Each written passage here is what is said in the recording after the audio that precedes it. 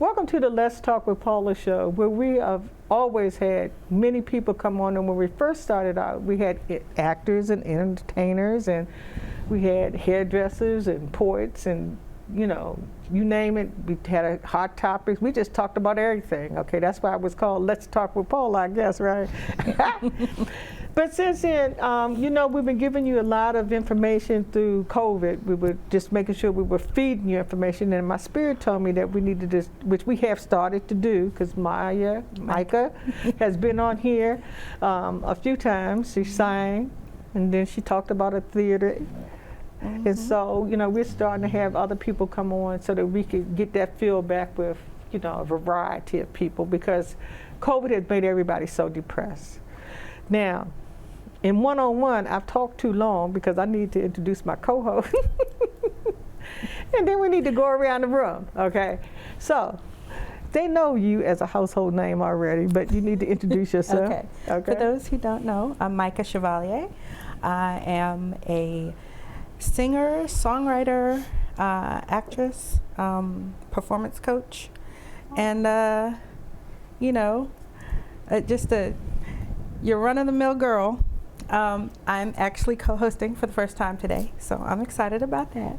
And we're here to talk about the Livgara Theater Company and what I've been doing with them and what Wanda Whiteside, Dr. Wanda Whiteside has been doing at the theater and all that good stuff. So here we go. And so we're going to move around the room, right? Yeah.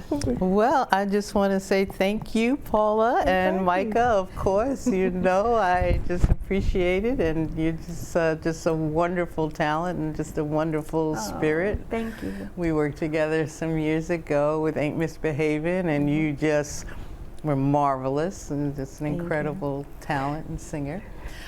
This time, you're going to be performing for us on Tuesday for Mardi Gras, yes, Fat Tuesday, and I am so excited about that. I actually bought you a little gift for you and for Paula. Some Mardi Gras beads.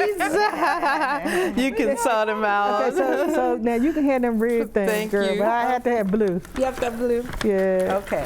You can mix me up with something else with the blue. Okay, thank you. That's fine. Because I don't want nobody to think that I was trying to I'll keep the support these mask, people. of course. I'll keep the I mask. ain't gonna say that too loud. Means love. Okay, so who needs some beads? And You want some gold? You got and I got us gold on, that's going to be on Tuesday. Thank you so much. Oh, you're welcome. It's my pleasure. Thank you. I appreciate that. At 8 o'clock, Mike is going to sing, and we're also going to have what I'm calling our Window King Dance Theater. Okay. So we'll have some dancers to perform as well.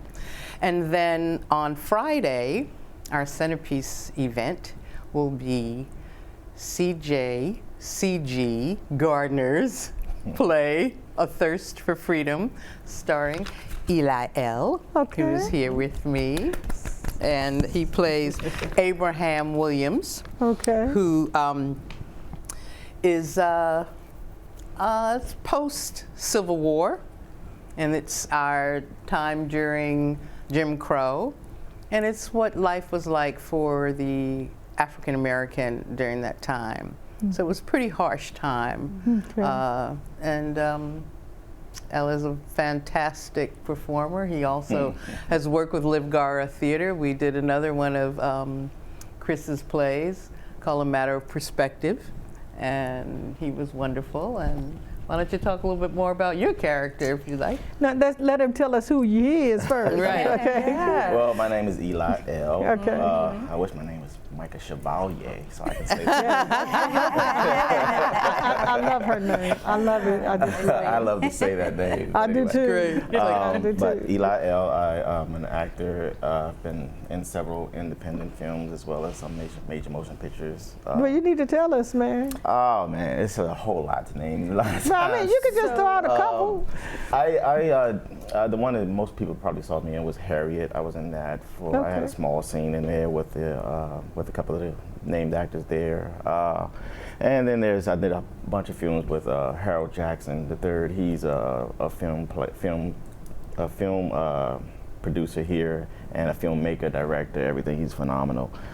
Several plays he has, not plays, but several films he's made. One Armed Man, The Unarmed Man, Once Upon a Time in the District, and it goes on and on. He has so many credits. Thank you. But yeah, but this play with CG, Chris sent me this play maybe a year or so ago and asked me to read it, and I read it, and I really I liked the character. I liked what he was trying to, the message he was trying to send and the information that he was trying to give. And I said, well, if you ever do anything with it, this is a good time to, I'm Available. I'm available. I'll do it. I mean, I'm okay with doing that. And he called me at the last minute, though. So, because I'm actually in the middle of doing another play right now. I'm rehearsing for another play that's going to be in the district over at the Atlas with the Expats Theater. So I'm in the middle of that, but at the same time, We were Wanda very lucky. I was able to carve out that weekend, this weekend, so I could actually be able to do this play because I really wanted to do it. So I'm glad that they worked with me to make this happen. But it's a serious play, but there is some levity in the play as well. Small a little bit, but it's a serious play because it talks about what life was like. In that transition from slavery to being free. Right. And the mindset of the people, the mindset of even the people from the South, the Caucasians there, as well as the mindset of the newly freed slaves. So it's a very interesting play, and this is my first time ever doing a one-man play. Okay. So it's a lot of it's a good challenge for me, and I think that I'm looking forward to doing that. Looking forward to seeing it. So, yeah, we want to, because we all just failed 101 introduction, okay? We did. We all failed. I started that off with the failure, right? So we all got D- for introduction. Okay. All right. We got to give her A, though, because it's the first time she co-hosts. So. Oh, okay. No, she's doing All great. right, not her fault. Well, I'm Milan J. Well, actually, Milan Junchalearn. I go by Milan J. I'm the local hairstylist in Bowie, Maryland. I own a beauty salon in the Bowie Town Center. My specialty is hair resolution. Focus more than just hair care. I pretty much hit to the source, get the hair where it needs to be, and it's more of a journey than just processing style. You know, so if you can break it down where the journey is understanding your hair, education, narrowing down the source of products that's really best for your hair, and just understanding the whole natural hair process, period. And that's what we pretty much provide at the salon. Okay, so now I just want to ask a question, co-host, because I've been really wanting to wait to ask her this. I talked to her, we talked about everything but this title, okay? Right. Because I've never heard of a hair resolution. I'm here to change the game. Okay, so you're the only one right now that has that title. Absolutely. I don't think I've heard anybody call themselves a resolutionist. I haven't heard that either. Me either. But I understood exactly when you said hair resolutionist, what that meant. And that's what a lot of people now are looking for. And we talked a little bit about that. We're going to talk afterwards.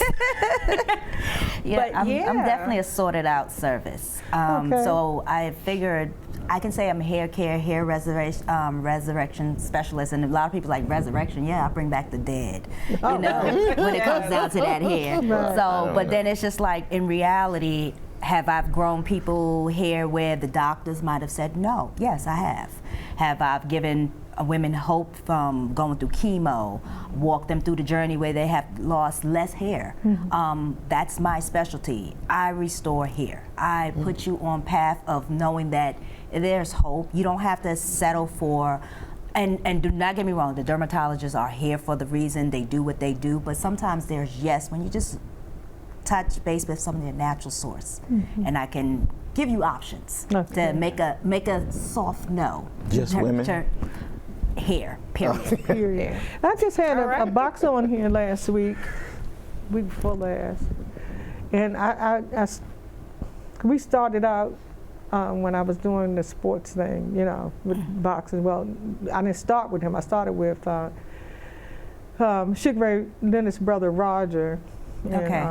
And Jim Brown, and Ed Brown. I'm sorry, Ed Brown, and we started out with them and with Ring Girls and stuff. So anyway, so I had him on here, and I'm saying that is that the whole time that I've known him, he was bald headed, right?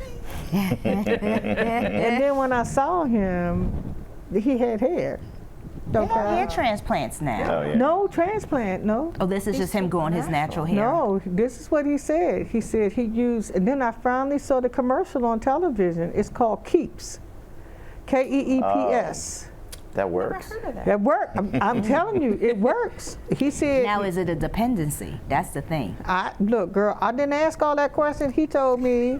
I saw the miracle, okay? But that boy was bald headed. Okay? Sometimes that's wasn't no hair that's the pros and transplant, cons, you know, nothing. He said. When I you say used- dependency, Yeah, what what does that mean? Dependency is if you use something that you have to keep using in order to keep your hair growing. But that's hair grease. No. But Indian hemp, With all you gotta keep with all on using. respect, with all respect, hair grease is more harmful than helpful. It's not made the same way. Our ingredients back in days is totally different than the ingredients today anyway. It's a lot of synthetic in it.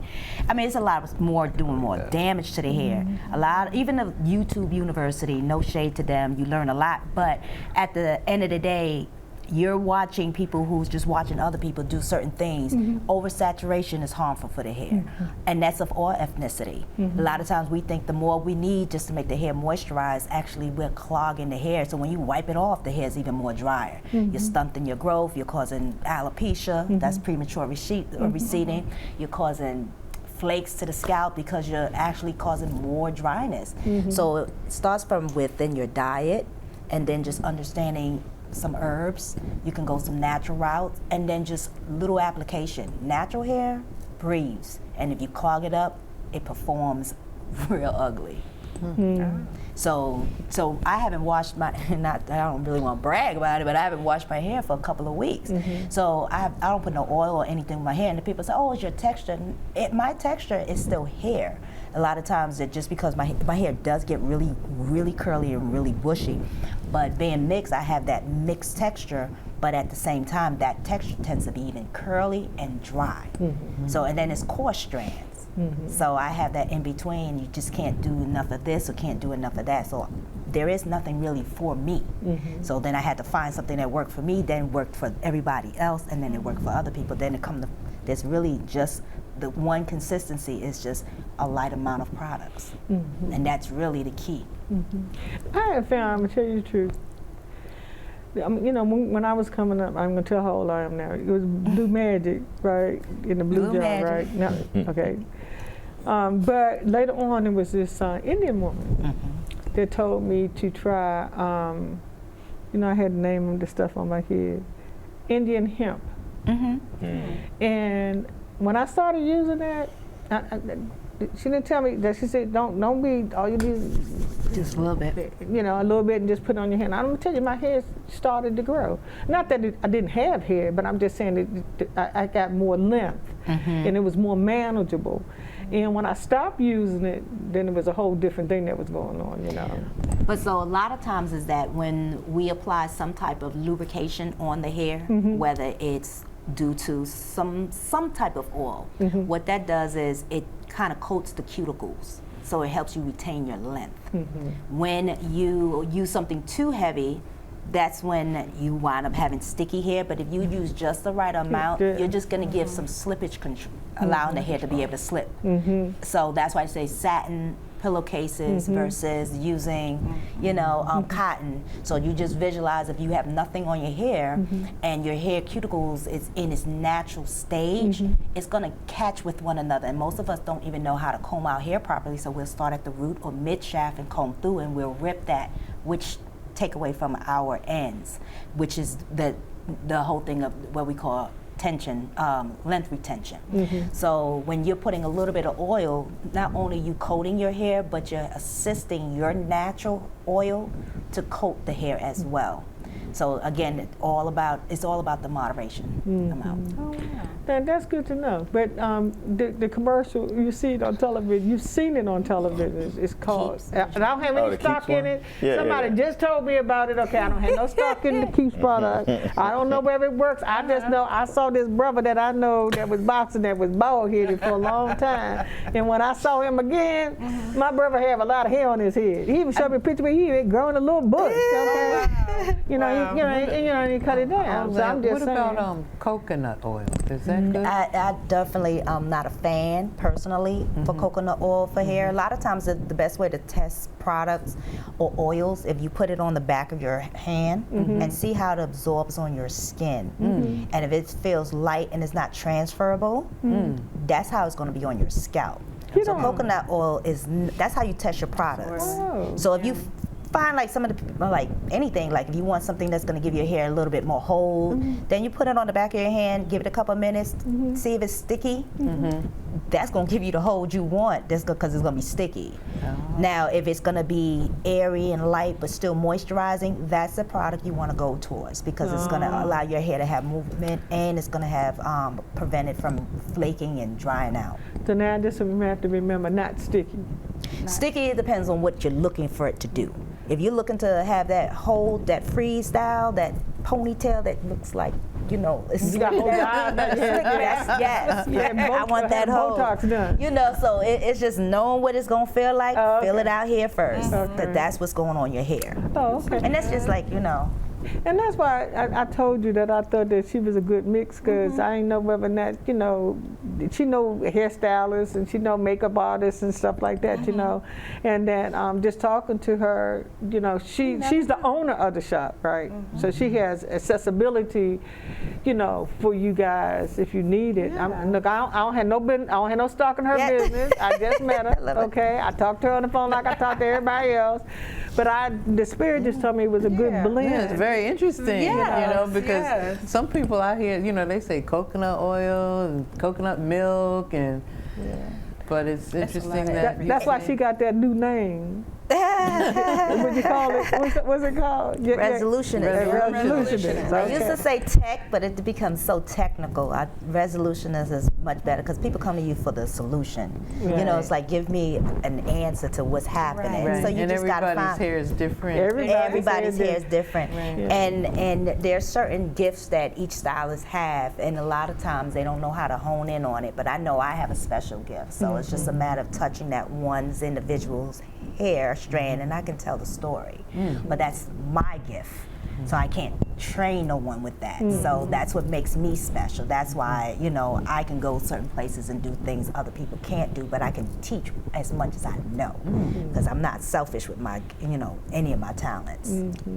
God is That's good. wonderful. Yes, he is. We will definitely be talking. I'm looking forward to it. So, circling back to Eli, so what you didn't know, Miss Paula, is that we've known each other for quite some time. All right. This is family. Okay. So, some years ago, we were in a production called All the Man I Need Uh-oh. by Michael McCorkle. About that. No, you didn't. I tried. But that's when I met him. And he was, I would say, for lack of a better word, he was the bad guy in the play. Oh. But he was amazing. Awesome. And, I just had this little part. The playwright wrote me into the play as myself. Oh, okay. So I was Micah Chevalier, the jazz singer. Okay. And great. then, further on down the line, he filmed the play, and then he turned the play into an independent film. Okay. And Eli was part of the directing Yeah, I team directed for that. I that forgot as about that. well. Yeah. So he is very multifaceted and very talented. Yeah, that's out So- there. If you can find that out there, that's Yeah. So I think I think it was being distributed by Maverick Entertainment. I saw we it don't on have Peacock stock at in one time. Maverick. No, we don't. We don't have stock in Maverick. Okay. But if you look up All the Men I Need, the information should come up, and it was, Or it not. was fun. It was a lot of fun. And, So we had 8 minutes. okay. And what I want to do is you talk about this Yes. play that she has that she's coming up with. I was circling back to that. Okay. I mean, but I know that you're not, by you being the first time called, you're not, when he shakes Oh, that thing, yes. he starts telling us that we need to try to, moving along. So you learn, this is one-on-one. Right. So when he shook that thing, he said, oh, well, it's time for you to kind of cut somebody else off, so we can move to somebody else to make sure we talk to somebody we ain't talked to. Okay. So, Dr. Whiteside. Well, yes. Y'all got these pictures. Yes. Yes. So tell us about wow. some of the stuff that happens at Live Live Gar. Gar Theater. Well, our mission is to illuminate all facets of a multicultural society, to preserve the unique legacy of the African American heritage, and we serve as an incubator for playwrights, aspiring actors, and that was a play reading that we did for 2 aspiring playwrights called Comfort Food. This is The Window King that we're going to turn into a musical. I've been calling it The Making of a Musical, or The Making of a Miracle. And she told us, she's talked all about the Windows King, and we There it is. last time. There it clips is. from It's The Window King? it's a great piece. We did it as a straight play, and it occurred to me that this could be actually a musical, and so. You have heard stories where you see Jesus Christ in a French toast, or the little tree bark and things. Well, the playwright, like an apparition. The playwright wrote this story for this couple who decided to have an abortion, which was, I had slated this way before the Roe v. Wade decision, and the girlfriend wakes up one morning and she sees this image on the window of the Mother Mary holding the baby Jesus, and she swears she's being punished for having this abortion that they decide to do. But of course the boyfriend says, that's just a smudge, of course, and they go back and forth. But every time the door opens in their Brooklyn apartment, the crowd is like, we want to pray to the Window King, please let us pray to the Window King, you have favor. And it occurred to me, why not have a neighborhood of people coming in and out throughout the play while these two are trying to sort out their situation. Hence, we have a Brooklyn Village songbook, and that's how it all came to be. So there's Marie, that's your sister, right? There's Mimi. And my cousin. James Curtis. Yeah. And this was when we did our showcase. What I'm doing is I'm doing it as showcases. I invited the neighborhood folks to come, and when we do our Mardi Gras on Tuesday, I want to see the choreography. So I want to have a dancer showcase. So that's why it's the Window King Dance Showcase. Okay. And then I'm going to piece it all together and make our miracle as we make our musical. And in June sometime, I'd like to see where we are with things. So I'm excited about it. Namaste Cafe. It's the Namaste Cafe. I have an Indian restaurant in our Brooklyn neighborhood in Park Slope. This is all the set. And of course in my imagination. And the Indian family, they come out and they welcome everyone to the Namaste Cafe. And we've got a song that was written, a good friend of mine who I've known for many, many years wrote the music. And so it's just been a wonderful journey, and I'm just so excited to see our miracle come to life. Yeah, that's beautiful. It's Me too. and there's L. This is a thirst for freedom. This is what we're doing. This coming next week, Friday, the 16th, and then Saturday, 2 shows, matinee, 17th, and we have a special fundraising reception on that Saturday evening on the 17th, and then on Sunday at 3 p.m. we have our matinee, and we close. So we've got 4 shows. I'm so excited. Me too. And it's in, the location is where? It's at the Silver Spring Black Box Theater. in Silver Spring Oh. on Colesville Road. And is there a website that they can go to for more information? Yes, it's livgaratheater.org, and that's theater, theatre.org. Correct. And and so you know, we've got a few things that we're looking forward to do coming up later on in the year. I want to do a piece called Montija. There you go. There's comfort food. Yeah, there's our that was the play reading. That those women that you saw, that were my students, as I do teach at Montgomery College, and I asked them if they wanted to be in the reading. They were so excited, like, yeah, sure. So they were great. They loved it. Yeah, we got a few things planned. I'm so happy that you made it, because she just gave you all, because I interviewed her by herself, because we want to be in by herself. Oh. And she had already had the pictures set up for you, right, to talk about. But she did a fantastic job, I want to tell you. Oh, I'm so glad. Thank you. Of representing you and telling the people what, you know, was going on, and those pictures. She had more pictures than that.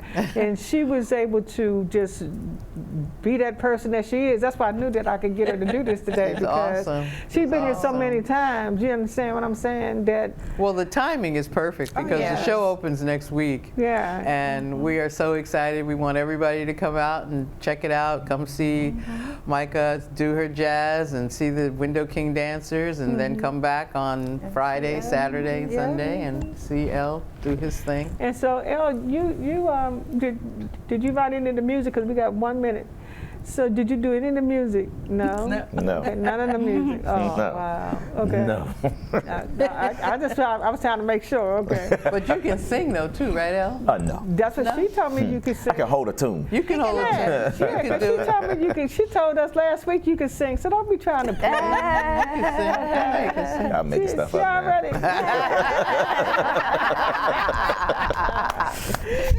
You carry a little mic around in your pocket and push the button and it starts That's singing about whatever it. that is. That's about it. I leave the singing to the Chevaliers. Oh, there you go. And I have to say, Aunt Audrey, I have to tell you that she's the one that keeps us on point about people, okay? know, she's And the first thing that we did, not the last show, but the show before, we were at the parking lot. Yeah. And she said, oh, come on now. You know who you need to get to come in here?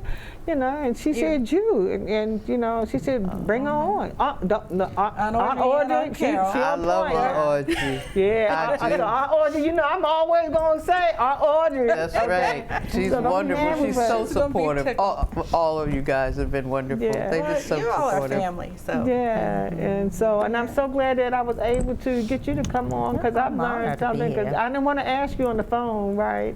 And I said, I'm going to wait. That's the question you asked on that, because I'm quite sure everybody else want to know what a Reservation. Resolution is. you know, is. That's And I my said, It's real simple, Yeah. but it Okay. stands out. It makes Yes, it after does. she said that, I felt so stupid, right? Because after she said, "Oh, after I saw the word, I realized what it is that you were doing." And I said, "Why ain't I just stupid? Because I should have realized what the picture, what the word meant too." Because I was going to say, "Well, she's a professional hairstylist," and then I said, anyway, good night. So we're going to wave this way." Okay.